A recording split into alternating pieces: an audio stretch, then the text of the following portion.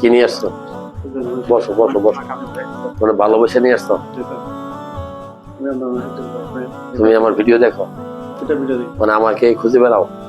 যে আজকে আমি যতটুকু পারছি তোমাকে চিকিৎসা দিলাম, তুমি নাকি আমাকে হেরাম শরীফে কয়েকদিন খুঁজছো, দেখা পাও নাই। আজকে যে দেশে বসে যতটুকু পারছি চিকিৎসা দিলাম, হ্যাঁ, এই চিকিৎসাটা তোমার কেমন লাগবে? কৃতজ্ঞতা। তুমি আমাকে আমার জন্য দোয়া করবা।